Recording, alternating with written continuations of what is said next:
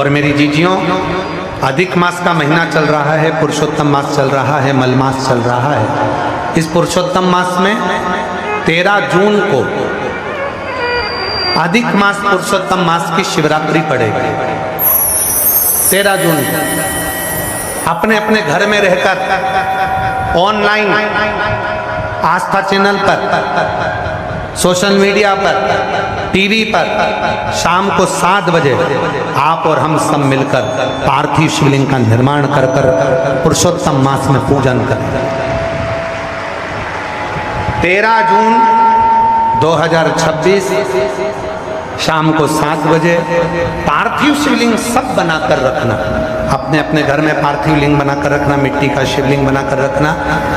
पूजन की लिस्ट हम कल आस्था वालों को भी दे देंगे, जिससे कथा जब चालू होगी तो कथा चालू होने के पहले पूजन की लिस्ट चल जाएगी कि पूजन में क्या क्या सामान चाहिए। कथा समापन के बाद भी पूजन की लिस्ट और कथा के बीच में भी पूजन की लिस्ट चलवाएंगे, जिससे आप लोगों को मालूम पड़े कि अभिषेक में पूजन में क्या क्या सामान चाहिए।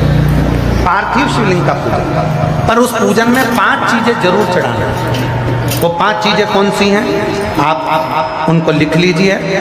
जो ज्येष्ठा के महीने में जो अधिक मास आया है, उस अधिक मास की शिवरात्रि पर जब अपन 13 जून को अधिक मास की शिवरात्रि पर शाम को 7 बजे अभिषेक करेंगे ऑनलाइन, तो उसमें 5 चीजें जरूरी है। पहले नंबर पर शमी पत्र।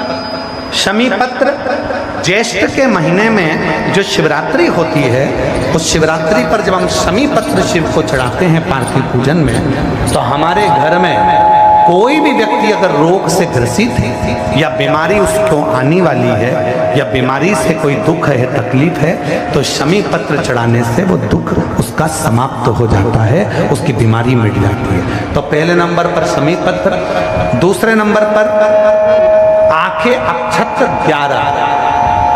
अक्षत जानते हैं? चावल।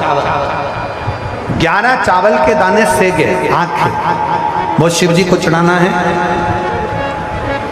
अक्षत कार्य सिद्धि के लिए अपन को 11 समर्पित करना। दूसरे नंबर पर अक्षत। तीसरे नंबर पर बेलपत्र। केवल 1 बेलपत्र भगवान शिव को समर्पित करना। बेलपत्र सुख समृद्धि के लिए चढ़ाएंगे। और चौथे नंबर पर कनेर का पुष्प, जो ज्येष्ठा अधिक मास की शिवरात्रि है उस पर कनेर का पुष्प चढ़ाएंगे। वो कनेर का पुष्प घर में जो चिड़चिड़ प्रवृत्ति होती है, क्रोध होता है, आपस में एक दूसरे से नहीं बनती है, उसको शांत करने के लिए कनेर का पुष्प चढ़ाएंगे। और 5वें नंबर पर भगवान शंकर को कच्चा दूध, जिसमें थोड़ा सा या तो गुड़ या थोड़ी सी शक्कर उसमें मिली होगी, वो शिव जी को समर्पित करेंगे। ऐसी 5 चीजें जो जरूरी है अधिक मास की शिवरात्रि पर 13 जून शाम को 7 बजे ऑनलाइन आप और हम सब अपने अपने घरों में रहकर टीवी के माध्यम से, आस्था चैनल के माध्यम से, सोशल मीडिया के माध्यम से ऑनलाइन पूजन करेंगे। और पूरा देश ये अधिक मास के पवित्र अवसर पर, पुरुषोत्तम मास के पवित्र अवसर पर इसकी पूजन, पार्थिव पूजन करेगा, जिससे अपने जीवन को आनंदित करेगा। सती मैया को शिव जी ने स्वीकार करा। पार्थिव पूजन की महत्वता इतनी प्रबल है कि पाषाण में भी देवता को प्रकट कर दिया। मेरी जीजियों, जब हम पार्थिव पूजन करते हैं, पार्थिव शिवलिंग का निर्माण करते हैं, तो उस पार्थिव पूजन में जब हम दिल से बाबा को जो कहते हैं, बाबा उसको स्वीकार करते हैं।